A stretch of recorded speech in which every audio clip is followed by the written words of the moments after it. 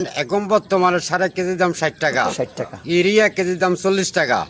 তাহলে ওষুধের দাম বেশি, তাহলে আমরা কেন ফসলটা দাম পাবো? মানে তার মানে আপনি বুঝাতে চাচ্ছেন যে পরিমাণ আপনারা ইনভেস্ট করেন, হ্যাঁ, ওই টাকাটা উঠে আসে। এই টাকাটা উঠে আসে না। কথা বলছেন?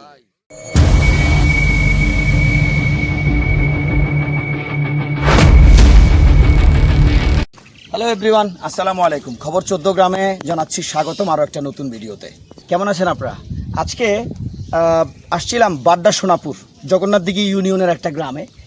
এখানে আসার পর রাস্তা দিয়ে যখন যাচ্ছিলাম, আমার উড়ন্ত.কমের একটা হোম ডেলিভারি সার্ভিসটা এই গ্রামে পড়ছিল। সেটা ডেলিভারি দেওয়ার জন্য এসে যখন যাচ্ছিলাম, তখনই এই গ্রামের একজন চাচার এই কচু ক্ষেতটা চোখে পড়ে। আমার সাথে এক ছোটো ভাই ছিল, যিনি আমার এখন ক্যামেরা আছে, বারেক বললো যে ভিডিওটা নিতে, তখনই এই কচু ক্ষেতের ভিডিওটা ধারণ করলাম, আপনাদের সাথে শেয়ার করছি। আমাদের এলাকার প্রান্তিক যারা কৃষিকাজ করে, সেই একজন কৃষকের তার করা হাতে 15 গন্ডা জমির উপর কাকা কচু চাষ করেছে। আমরা যখন যাচ্ছিলাম আসলে দেখছিলাম কচুগুলো অনেক মোটা সোটা। তো এটাই আপনাদেরকে দেখানোর ছিল। চলুন আপনাদেরকে গল্পে গল্পে একটু কাকার সাথে কথা বলি। আসসালামু আলাইকুম কাকা। ওয়ালাইকুম আসসালাম ওয়া রাহমাতুল্লাহি ওয়া বারাকাতুহু। কি নাম আপনার? আমার নাম হারুন। হারুন, হ্যাঁ, কোন এলাকায় বাড়ি আপনার? আমার এলাকা হইল সোনাপুর গ্রাম, কোন ইউনিয়ন এটা? জগন্নাথ। জগন্নাথ ইউনিয়ন। আমরা আসলে রাস্তা দিয়ে যখন যাচ্ছিলাম দেখলাম যে বাম্পার ফলন হয়েছে কচু। হ্যাঁ, তো এক ভাইয়ের সাথে কথা বললাম, ওই ভাইটা লতি তুলতেছে। হ্যাঁ, ওই আপনার কচুর ক্ষেতের কথা জিজ্ঞেস করলাম, তখন আপনাকে দেখিয়ে দিল আর কি। হ্যাঁ। আপনি কতটুকু জায়গার মধ্যে কচু লাগাইছেন এবার? আমি আমার এটা তো আমরা তিরবি, তা আমি 15 ঘন্টা জমির মধ্যে কচু লাগাইছি। 15 গন্ডা। হ্যাঁ, দেখতেছি ভালো ফলন হয়েছে। হ্যাঁ। এই পর্যন্ত কি কচু বিক্রি করছেন? আমি তো বিক্রি করতেছি। কীরকম বাজার দর কীরকম? বাজারের দর হইল পাইকারি 40 টাকা। 40 টাকা। এই 40 টাকার কচুটা তারা নিয়ে কত বিক্রি করে? এটা 70, 80, 60, 50, অত লাস্টে দেখা গেল বেচা কম 40ও বেচে, 40ও বেছে। কিনা দামে। এটা কোন জাতের কচু লাগাইছেন আপনি? এটা হইলো আমাদের আগের থেকে মুরব্বীর আমলের থেকে বাংলা কচু। বাংলা কচু। বাংলা মানে এটা কি নির্দিষ্ট সময় ফলন হয় নাকি নির্দিষ্ট কত মাস? ধরুন 6 মাস। 6 মাস। মানে এটা বাংলা কি মাসে আপনারা লাগাইছেন? আমরা বাংলা লাগাইছি বৈশাখ মাসের শেষ। আর এখন চলমান কি মাস? এখন হইলো ধরেন আষাঢ় মাস। আষাঢ় মাস। কতদিন পর্যন্ত এই বিক্রি হতে কতদিন লাগবে এই কচুগুলো? বিক্রি মনে করেন অল্প করে বেচলে অত 1.5 মাস লাগিয়ে যাব। 1.5 মাস লাগিয়ে যাব। আর একটু তাড়াহুড়া করে বেচলে পাইকারি দিলে মনে করেন নিজে বেচলে এগুলো মাসানিক লাগবে। মাসানিক লাগবে। এই যে আপনি কচুটা করছেন, কেমন ফলনটা? মোটামুটি দেখছি ভালো হচ্ছে। বাজার দর সম্বন্ধে আপনি কি বলবেন? বাজার দর ঠিক আছে কিনা? বাজার তো ঠিক আছে এখন মোটামুটি। না, অনেক সময় দেখা যায় কৃষক যে ইয়াটা করে উপযুক্ত দাম পায় না, সেই ক্ষেত্রে দাম পায়নি আগে। এবার কি আপনি ধান করেছিলেন? আমি হাইলি স্কিম করি নাই, কচু লাগাইছি না, এবারে ধান করেন নাই? না। না, এবার কিন্তু আমরা অনেক কৃষকের সাথে কথা বলেছি, কারো ধরেন 1.5 লাখ টাকা পুঁজি দিয়া অর্ধেক নাই। এবার কিন্তু এমন হয়েছে। এর মধ্যে আপনার ভিডিওটা নিছি, যেটা সোশ্যাল মিডিয়া প্রচার করব, আপনার কোনো অভিমত আছে? না না, হ্যাঁ, যখন এটা আইছিল লই যা, কোনো অভিযোগ নাই। ঠিক আছে কাকা, আপনাকে অসংখ্য ধন্যবাদ।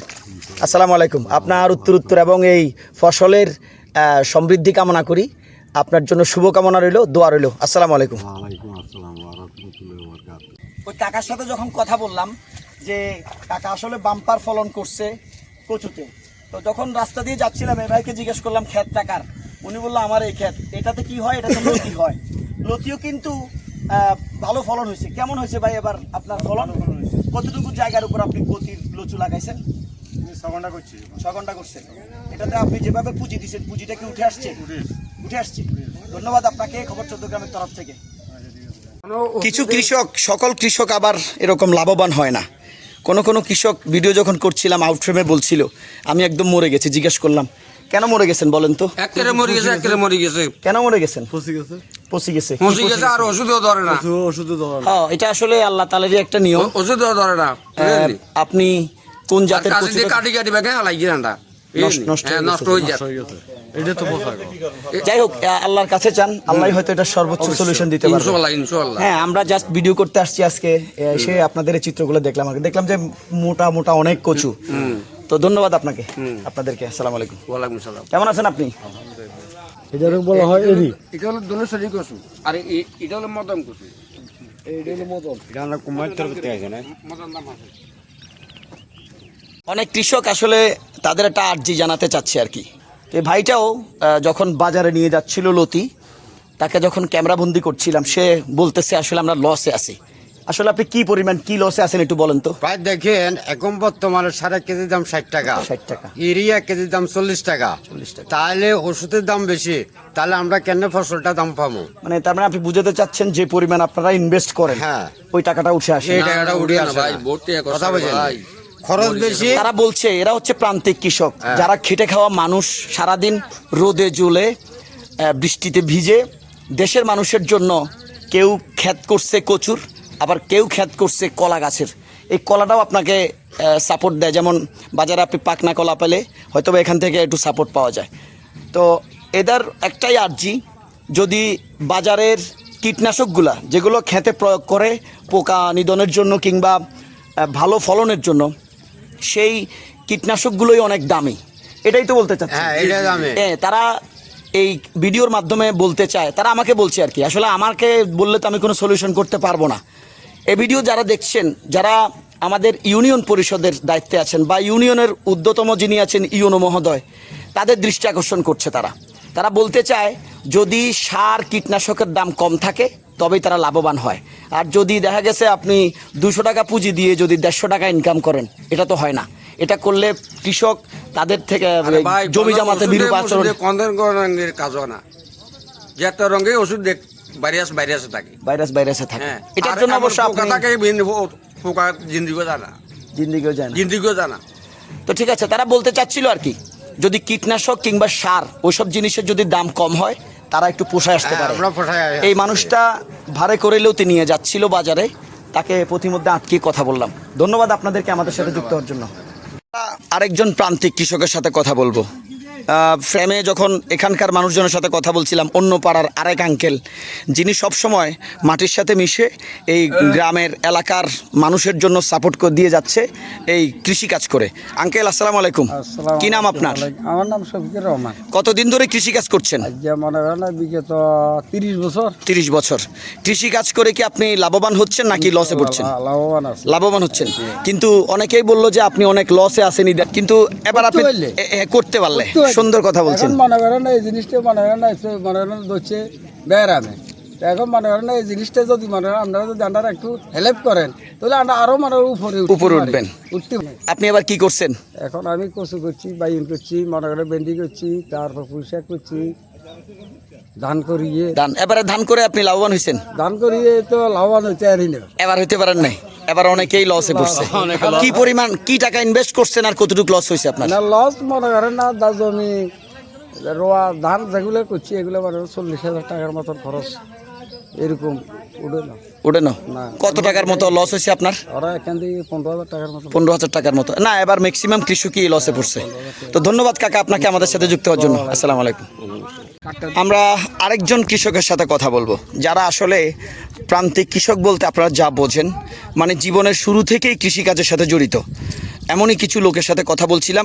এখন আরেকজনের সাথে কথা বলছি। আসসালামু আলাইকুম, নাম আপনার? আমার নাম হলো আবুল কালাম। বাড়ি কোথায়?